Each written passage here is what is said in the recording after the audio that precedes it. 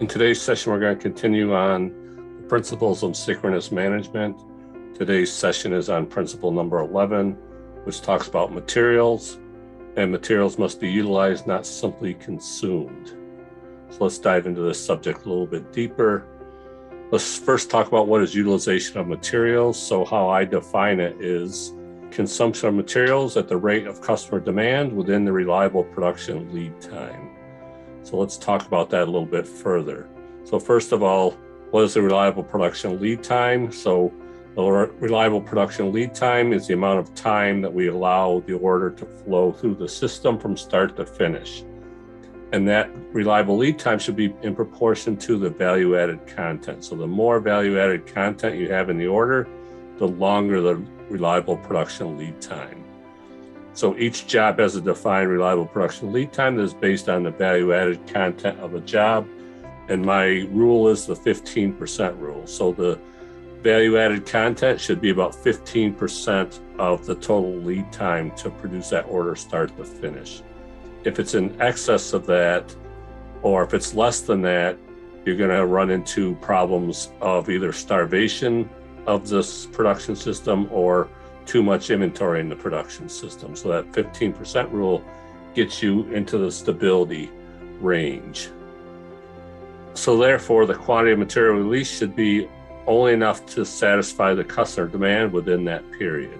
If we have more material than what is the demand during that reliable production lead time, then that results in overproduction. That gets to our next discussion is consumption of materials. What's the definition of this?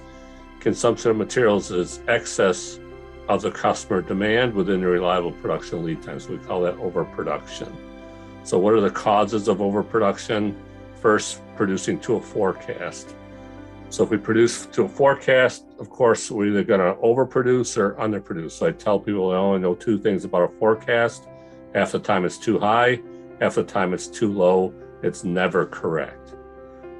Also, releasing more than is required to increase the batch size. So we say, oh, we got these high setup times, so we need to increase the batch size to overcome these high setup times, which is driven from the cost reduction mentality. And then third is producing more than what's required just in case. There's 100 just in case reasons. Oh, just in case we have scrap issues, just in case there's a supplier issue, just in case we send it out for processing and the vendor doesn't return it on time. So there's all these reasons why we increase the batch size, just in case. When we do this, we start to have demand amplification in the supply chain, which is called the bullwhip effect.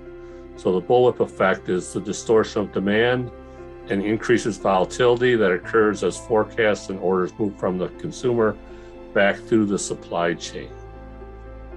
So depending on where you sit in the supply chain, we can have artificial demand increases due to uncertainty. And the more uncertainty, the more demand amplification happens upstream in the supply chain. So if you're further back in the supply chain, you're going to see huge demand increases because of the bullwhip effect, which is artificial demand. It's not true demand. So how do we counter that? So how we counter the bullwhip effect is to focus on constantly reducing the replenishment cycle within the organization and across the supply chain. If we can reduce the replenishment cycle, then we get closer to actual customer demand. So when we do that, of course, we got to move from a forecast-based model to a consumption-based replenishment model. So it's really going from push in the supply chain to pull in the supply chain. Next is to cut batch sizes. So if we cut batch sizes, we're going to significantly reduce the production lead time, which will help us reduce the replenishment cycle. Also eliminate the causes of just-in-case overproduction. So all those just-in-case reasons that you have, you need to eliminate the causes of those. And then we want to eliminate the cost reduction mindset. So a lot of what's driving some of this is the cost reduction mindset of trying to minimize cost. And when we minimize cost, it kills flow, which also increases the replenishment cycle. That's our session for today, talking about consumption of materials versus utilizing materials. We want to utilize materials and not just consume them. because of the negative effects of doing that for the organization and for the supply chain. Next week's session is going to be on Principle 12, which is talking about transfer batch. And the transfer batch need not, and many times should not, be equal to the process batch. We're going to define what are the different batch sizes, transfer batch, process batch, and then what the effect of batching is on the organization.